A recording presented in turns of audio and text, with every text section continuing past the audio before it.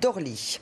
Alors quel impact ces grèves ont-elles sur l'économie? Les premiers chiffres commencent à sortir dans les agences spécialisées. Le cabinet ProTourisme évoque déjà plus d'1 milliard d'euros de pertes sèches pour les hôteliers, les restaurateurs et les acteurs du tourisme. Les grandes villes reliées à Paris par le TGV sont les plus touchées. Exemple à Bordeaux, avec ce reportage signé Antoine Estève et Jérôme Rampenou.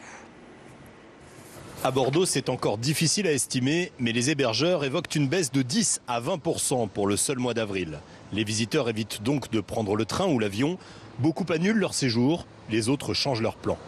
On s'est accommodé de la grève et on est venu hier et on rentre après la grève. Vous avez choisi la voiture? Mais au moins on est sûr de pouvoir partir et repartir surtout. Dans cet établissement, on commence à faire les comptes. Les grèves entraînent des annulations de groupes notamment. C'est compliqué de relouer 20 ou 30 chambres annulées à la dernière minute.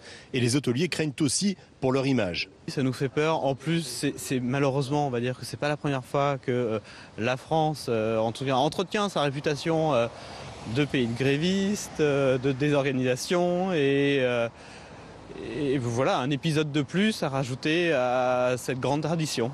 Pour ce spécialiste de l'économie touristique, l'accumulation des grèves dans les transports a des conséquences aussi sur le long terme. On sait que le coût de la grève en 2016, c'était 30 000 emplois pour le secteur du tourisme qui n'avaient pas été créés ou qui avaient été affectés du fait du retard d'embauche. Cette grève nous coûte déjà 1 milliard. En 2016, elle nous avait coûté quasiment 2 milliards. Il ne faudrait pas que les choses durent parce que sinon ça va mettre en péril un certain nombre d'entreprises touristiques. 1 milliard d'euros envolés pour le moment, peut-être 2 ou 3 de plus si les grèves continuent avant l'été. Les vacanciers risquent de réserver des séjours à l'étranger maintenant. L'Espagne, l'Italie, la Grèce et le Maghreb pourraient être les premiers à se réjouir des conflits sociaux en France. Des universités bloquées et surtout de gros dégâts dans les salles de cours.